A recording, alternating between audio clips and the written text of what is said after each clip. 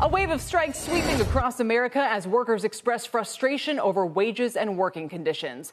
Food service workers at the airport in Phoenix went on strike today. Same story in Philadelphia, where workers at the Wyndham Hotel staged a walkout yesterday. And just last week, workers at a John Deere struck a deal after a month on the picket lines. But will these strikes have a lasting impact? That's what one author asked in a Newsweek op-ed titled "Workers Are Rising Up Across the Nation. It's Time for America to Listen." The author of that op-ed, David Madland, now senior fellow at the liberal think tank, the Center for American Progress. David, thanks for being here tonight. A big wave of strikes. Why now, and how long do you expect this wave to last? I think you're seeing them now for a couple of reasons. One, there's been long-standing problems in the economy for decades of wages and benefits not being good enough with, bad schedules and the like.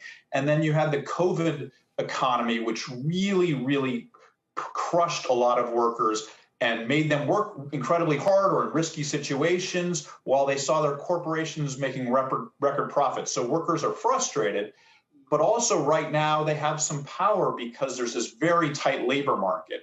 And so workers are seeking to make up for lost time where they have not been getting ahead. And they want to seize this opportunity to try to improve the quality of their jobs.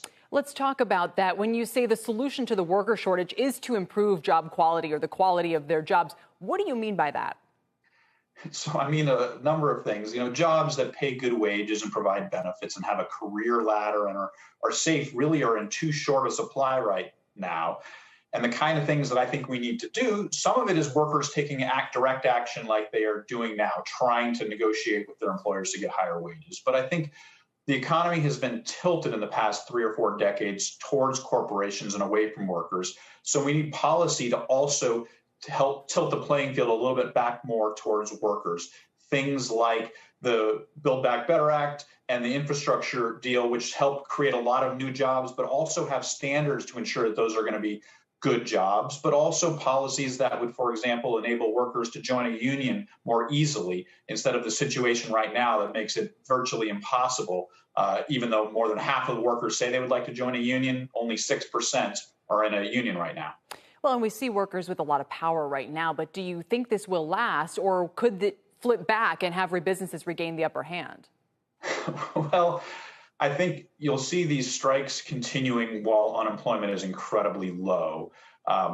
But over the past 4 decades, we've only had a handful of years with really tight labor markets like this. So I don't anticipate this happening for a long period of time unless we can shift power in different ways, not just by having a tight labor market, but by actually having policy on this more on the side of workers.